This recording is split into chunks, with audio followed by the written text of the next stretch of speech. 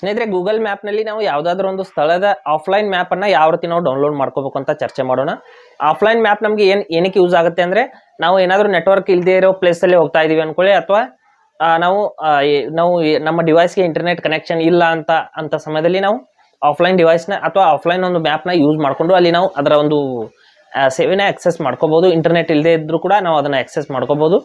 ಉದಾಹರಣೆಗೆ ಯಾವುದಾದ್ರೂ ಒಂದು ಕಾಡಿಗೆ ಹೋಗ್ತಾ ಇದೀವಿ ಅಂದ್ಕೊಳ್ಳಿ, ಅಲ್ಲಿ ನಮಗೆ ನೆಟ್ವರ್ಕ್ ಸಿಗಲ್ಲ ಅಂತ ನಮಗೆ ಅನಿಸಿದ್ರೆ, ಆ ಒಂದು ಸ್ಥಳದ ಏರಿಯಾ ಏನಿದೆ, ಸುತ್ತಮುತ್ತ ಒಂದು ಏನು ಏರಿಯಾ ಇದೆ ಅದು ಎಲ್ಲ ಒಂದು ಏರಿಯಾದ ಒಂದು ಆಫ್ಲೈನ್ ಮ್ಯಾಪ್ನ ನೀವು ನಿಮ್ಮ ಫೋನಲ್ಲಿ ಡೌನ್ಲೋಡ್ ಮಾಡ್ಕೊಂಡು ಹೋದರೆ, ನಿಮಗೆ ಅಲ್ಲಿ ನೆಟ್ವರ್ಕ್ ಇಲ್ಲದೆ ಇದ್ರೂ ಕೂಡ ನಿಮಗೆ ಎಲ್ಲ ನಿಮ್ಮ ಒಂದು ಲೊಕೇಶನ್ ಇರ್ಬೋದು ಅಥವಾ ನಿಮ್ಮ ಒಂದು ಸ್ಥಳದ ಎಲ್ಲ ಡೀಟೇಲ್ಸ್ನ ಅದು ತೋರಿಸುತ್ತೆ. ಅಂಥ ಸಮಯದಲ್ಲಿ ಆ ಒಂದು ಆಫ್ಲೈನ್ ಮ್ಯಾಪ್ ಅನ್ನೋದು ಯೂಸ್ ಆಗುತ್ತೆ. ಯಾವ ರೀತಿ ನಾವು ಅದನ್ನು ಡೌನ್ಲೋಡ್ ಮಾಡ್ಕೋಬೇಕು ಅಂತ ನಾನು ಸಂಪೂರ್ಣವಾಗಿ ಇವತ್ತು ಹೇಳ್ತೀನಿ. ಹಾಗೆ ನಮ್ಮ ಚಾನಲ್ಗೆ ಮೊದಲು ಬಂದಿದ್ದರೆ ದಯವಿಟ್ಟು ನಮ್ಮ ಚಾನಲ್ನ ಸಬ್ಸ್ಕ್ರೈಬ್ ಮಾಡಿ ಮತ್ತು ಪಕ್ಕದಲ್ಲಿರುವಂಥ ಬೆಲ್ ಐಕನನ್ನು ಪ್ರೆಸ್ ಮಾಡಿ ನಮ್ಮ ತಂತ್ರಜ್ಞಾನ ಆಧಾರಿತ ಬೃಹತ್ ಕುಟುಂಬದ ಸದಸ್ಯರಾಗಿ. ಸ್ನೇಹಿತರೆ, ಈ ವಿಡಿಯೋ ನೀವು ಫೇಸ್ಬುಕ್ಕಲ್ಲಿ ನೋಡ್ತಾ ಇದ್ದರೆ ಅಲ್ಲೂ ಕೂಡ ನಮ್ಮ ಪೇಜ್ನ ಲೈಕ್ ಹಾಗೂ ಫಾಲೋ ಮಾಡ್ಕೊಳ್ಳಿ. ಇಲ್ಲಿ ಮೊದಲು ನಾವು ಇಲ್ಲಿ ಗೂಗಲ್ ಮ್ಯಾಪ್ನ ಓಪನ್ ಮಾಡಿಬಿಟ್ಟು ನಿಮಗೆ ತೋರಿಸ್ತೀನಿ ಯಾವ ರೀತಿ ನಾವು ಡೌನ್ಲೋಡ್ ಮಾಡ್ಕೋಬಹುದು ಅಂತ. ಇಲ್ಲಿ ನಾವು ಇಲ್ಲಿ ಮ್ಯಾಪ್ನ ನಾನು ಓಪನ್ ಮಾಡ್ಕೊಂಡಿದ್ದೀನಿ. ಮಾಡಿದ ನಂತರದಲ್ಲಿ ಇಲ್ಲಿ ಯಾವುದಾದ್ರೂ ಒಂದು ಸ್ಥಳನ ನಾನು ಇಲ್ಲಿ ಸೆಲೆಕ್ಟ್ ಮಾಡ್ತಾ ಇದ್ದೀನಿ.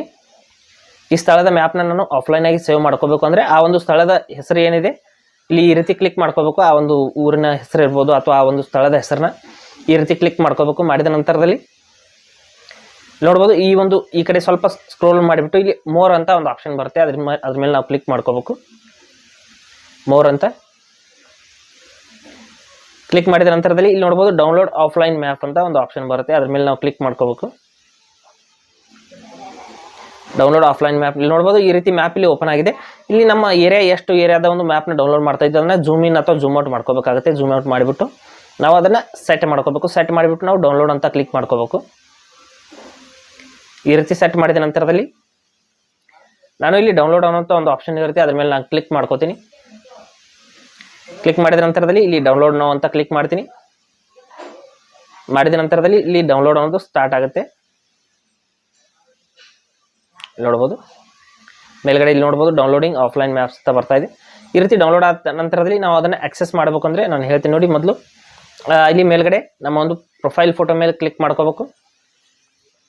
ನಾವು ಆ ಮ್ಯಾಪ್ನ ನೋಡಬೇಕು ಅಥವಾ ಅದರ ಒಂದು ಆಕ್ಸೆಸ್ ಮಾಡಬೇಕು. ಆ ಮ್ಯಾಪ್ನ ಒಂದು ಸೇವೆನ ಆಕ್ಸೆಸ್ ಮಾಡಬೇಕು ಅಂದರೆ ಇಲ್ಲಿ ಕ್ಲಿಕ್ ಮಾಡಿಬಿಟ್ಟು ಇಲ್ಲಿ ಆಫ್ಲೈನ್ ಮ್ಯಾಪ್ಸ್ ಅಂತ ಇಲ್ಲಿ ಒಂದು ಆಪ್ಷನ್ ಇದೆ ನೋಡಿ. ಆಫ್ಲೈನ್ ಮ್ಯಾಪ್ಸ್ ಅಂತ ಅದರ ಮೇಲೆ ಕ್ಲಿಕ್ ಮಾಡ್ಕೊಳ್ಳಿ. ಮಾಡಿದ ನಂತರದಲ್ಲಿ ನಾವು ಸೇವ್ ಮಾಡಿರೋಂಥ ಎಲ್ಲ ಆಫ್ಲೈನ್ ಮ್ಯಾಪ್ಸ್ಗಳು ಇಲ್ಲಿ ನೋಡೋದಕ್ಕೆ ಸಿಗುತ್ತೆ ನೋಡಿ. ಒಂದಕ್ಕಿಂತ ಜಾಸ್ತಿ ಇದ್ದರೆ ಅದು ಕೂಡ ನೋಡೋದಕ್ಕೆ ಸಿಗುತ್ತೆ. ಇಲ್ಲಿ ಯಾವ ಮ್ಯಾಪ್ನ ನಾವು ನೋಡ್ತಾ ಇದೀವಿ ಅದನ್ನು ಈ ರೀತಿ ಓಪನ್ ಮಾಡ್ಕೊಂಡ್ಬಿಟ್ಟು ನೀವು ಜೂಮ್ ಮಾಡಿಬಿಟ್ಟು ಅಲ್ಲಿ ಇರುವಂಥ ಎಲ್ಲ ಡೀಟೇಲ್ಸ್ನ ಒಂದೊಂದಾಗಿ ಕ್ಲಿಯರ್ ಆಗಿ ಎಲ್ಲವನ್ನು ಕೂಡ ನೀವು ನೆಟ್ವರ್ಕ್ ಇಲ್ಲದೆ ಇದ್ರೂ ಕೂಡ ನೋಡಬಹುದು. ಈ ರೀತಿ ನಾವು ಆಫ್ಲೈನ್ ಮ್ಯಾಪ್ಸ್ನ ಆಕ್ಸೆಸ್ ಮಾಡ್ಕೋಬಹುದು. ಹಾಗೆ ಸ್ನೇಹಿತರೆ, ಕೊಟ್ಟಿರೋ ಮಾಹಿತಿ ಸಂಪೂರ್ಣ ಮತ್ತು ನಿರೂಪಣೆ ಮಾಡಿದೆ ಶೈಲಿ ಉತ್ತಮ ಅಂತ ಅನಿಸಿದ್ರೆ ವಿಡಿಯೋನ ಲೈಕ್ ಮಾಡಿ ಮತ್ತು ನಿಮ್ಮ ಸ್ನೇಹಿತರಿಗೂ ಕೂಡ ಶೇರ್ ಮಾಡಿ. ಹಾಗೆ ಇದ್ರ ಬಗ್ಗೆ ಸಮಸ್ಯೆಗಳು ಡೌಟ್ಗಳಿದ್ದರೆ ಕಮೆಂಟಲ್ಲಿ ಅವಶ್ಯವಾಗಿ ತಿಳಿಸಿ. ಮುಂದಿನ ವಿಡಿಯೋದಲ್ಲಿ ಮತ್ತೊಂದು ಹೊಸ ವಿಷಯದೊಂದಿಗೆ ಇದೇ ರೀತಿ ನಿಮ್ಮ ಮುಂದೆ ಬರ್ತೀವಿ. ಎಲ್ಲರಿಗೂ ಟೇಕ್ ಕೇರ್.